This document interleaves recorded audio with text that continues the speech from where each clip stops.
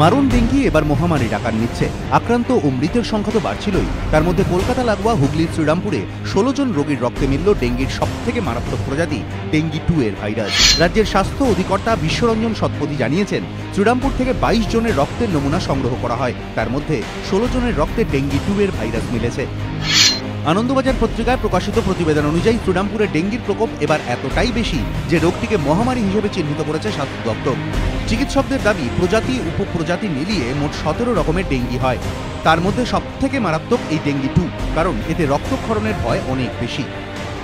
যে ভাইরাস যত তাড়াতাড়ি বাড়বে এবং যত বেশি সংখ্যায় বাড়বে, তাদের তত আপনার শরীরের এফেক্টটা তত বেশি হবে। সো ডেঙ্গি 2 ভাইরাস শরীরের মধ্যে স্পেশালি মনোনিউক্লিয়াস সেলগুলোর মধ্যে তাড়াতাড়ি বাড়ে এবং সেই জন্য ভাইরাল লোডটা অনেক বেশি হয়। সেটা ওয়ান অফ দ্য রিজন যার জন্য ডেঙ্গি 2-র এফেক্টটা অনেক সিগনিফিকেন্টলি হায়ার হয়।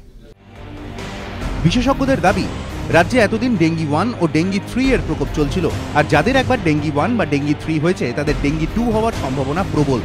সেই সম্ভাবনা আটকাতে কি করণীয়, কি বলছেন চিকিৎসকেরা? পার্টিকুলারলি আপনি তো প্রতিরোধ করতে পারবেন। হ্যাঁ, ডেঙ্গুর যে প্রতিরোধ সেটা স্ট্যান্ডার্ড, আমরা সেটা একদম প্রথম থেকেই যা বলে আসছি আর কি।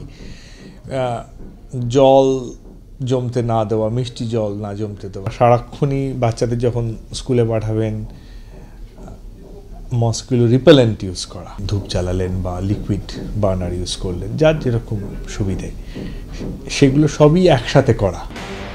এমনিতে ডেঙ্গির দাপটে রাজ্যে প্রায় ত্রাহি রব উঠেছে। স্বাস্থ্য দপ্তর সূত্রে খবর, ডেঙ্গিতে আক্রান্তের সংখ্যা গতবারের তুলনায় 3 গুণ হয়ে গিয়েছে।